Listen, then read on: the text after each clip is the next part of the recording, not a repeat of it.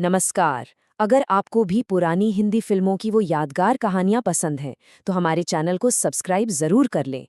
आज हम बात करने वाले हैं गंगा की लहरें की, एक ऐसी फिल्म जो प्यार, परंपरा और बलिदान की एक बहुत ही इमोशनल कहानी कहती है।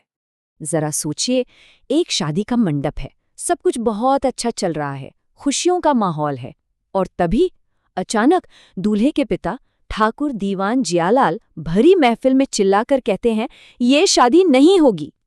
बस एक पल में सारी खुशियां जैसे गायब हो जाती हैं। हर कोई हैरान, परेशान। तो आखिर हुआ क्या था? क्यों एक पिता ने अपने ही बेटे की खुशियों पर इस तरह पानी फेर दिया? यही वो सवाल है जो इस पूरी कहानी की जड़ है। और चलिए आज इसी राज पर से पर्दा उठाते हैं। तो चलिए कहानी के पहले हिस्से में चलते हैं और समझते हैं कि वो क्या वजह थी जिसने दो प्यार करने वालों को समाज और परिवार के खिलाफ जाने पर मजबूर कर दिया। तो ठाकुर साहब के इनकार की वजह थी खानदानी इज्जत। ये खानदानी सम्मान और मासूम प्यार के बीच की एक सीधी टक्कर थी। देखिए, सीमा का परिवार भले ही इज्जतदान था, लेकिन उनके पुरखे कलाकार हुआ करते थे, और ठाकुर साहब के लिए वो नचियों और गवैयों का खानदान था। उन्हें लगता था कि ये रिश्ता उनके परिवार की शान पर एक धब्बा लगा देगा। लेकिन अशोक, वो चुप नहीं बैठता।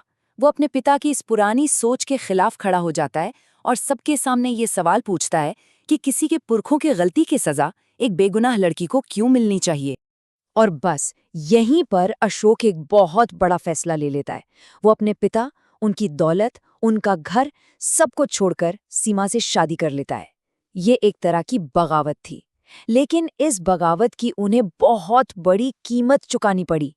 तो चलिए अब कहानी के अगले पड़ाव पर चलते हैं, जहां उनके इस फैसले के बाद उनकी जिंदगी में मुश्किलों का एक लंबा दौर शुरू हो जाता है।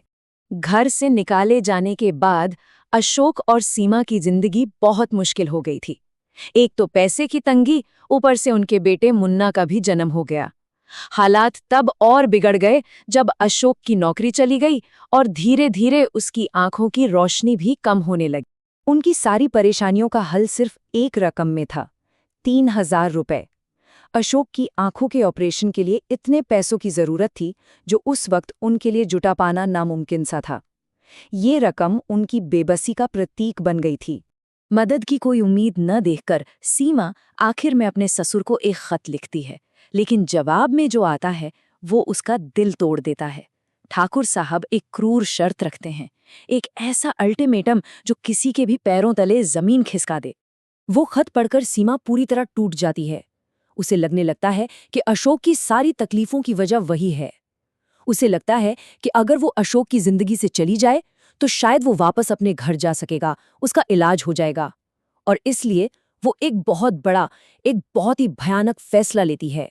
अपने पति की जिंदगी बचाने के लिए वो अपनी जिंदगी कुर्बान करने का फैसला कर लेती है। वो पवित्र गंगा नदी में खुद को समर्पित कर देती है। लेकिन कहानी यहाँ खत्म नहीं होती है। असल में यहाँ से कहानी 3 अलग-अलग रास्तों पर चल पड़ती है, और हर किरदार अपनी अपनी किस्मत से जूझने लगता है। तो होता ये है कि परिवार 3 हिस्सों में बिखर जाता है। सीमा को नदी से बचा तो लिया जाता है, पर वो अपनी याददाश्त खो बैठती है और एक नर्स बनकर नई जिंदगी शुरू करती है। वहीं अशोक, ये मानकर कि सीमा अब इस दुनिया में नहीं रही, टूटे हुए दिल के साथ अपने पिता के घर लौट जाता है। और सीमा की बहन उमा उनके बेटे मुन्ना की परवरिश के लिए संघर्ष करने लगती है। और अब यहीं से किस्मत अपना खेल दिखाना शुरू करती है। वो इन बिखरी हुई जिंदगियों के धागों को फिर से एक दूसरे के करीब लाना शुरू करती है। और कहानी में आते हैं कुछ जबरदस्त नाटकीय मोड़। ये फिल्म का एक बहुत ही दिल को छू लेने वाला पल है। एक तरफ अशोक है जिसकी आंखों की रोशनी लगभग जा चुकी है और वो अपना इलाज करवा रहा है, और उसकी देखभाल करने वाली नर्स कोई और नहीं बल्कि उसकी अपनी पत्नी सीमा है, जो अब सुंदरी बन चुकी है। वो उसे देख नहीं सकता, पर उसकी आवाज उसे बार बार अपनी सीमा की याद दिलाती है। और यही तो इस सिचुएशन की सबसे बड़ी ट्रेजेडी है। वो दोनों एक दूसरे के इतने करीब हैं, लेकिन याददाश्त की एक दीवार ने उन्हें अलग कर रखा है। सीमा को जरा भी अंदाजा नहीं है कि वो जिस मरीज की दिन रात सेवा कर रही है वो उसका अपना पति है। और ये सारी उलझनें, ये सारे अधूरे एहसास कहानी को उसके सबसे इमोशनल क्लाइमैक्स की तरफ ले जाते हैं, जहां आखिर में सारे राज खुलने वाले हैं। तो परिवार का ये पुनर्मिलन एक दुखद हादसे से शुरू होता है। जब मुन्ना घायल होकर उसी अस्पताल में पहुंचता है तो उसे देखकर सुंदरी के मन में अपने अतीत की धुंधली यादें ताज़ा होने लगती हैं। परिवार को जब सच्चाई का पता चलता है तो वो उसे मंदिर ले जाते हैं और वहां माँ दुर्गा के आशीर्वाद से सीमा को सब कुछ याद आ जाता है। और आखिर में एक हैप्पी एंडिंग होती है। ठाकुर साहब को अपनी गलती का एहसास होता है, वो पछतावा में भर जाते हैं और सीमा को अपनी बहू के रूप में अपना लेते हैं। साथ ही उमा और किशोर को भी उनका आशीर्वाद मिल जाता है और बिखरा हुआ परिवार फिर से एक हो जाता है।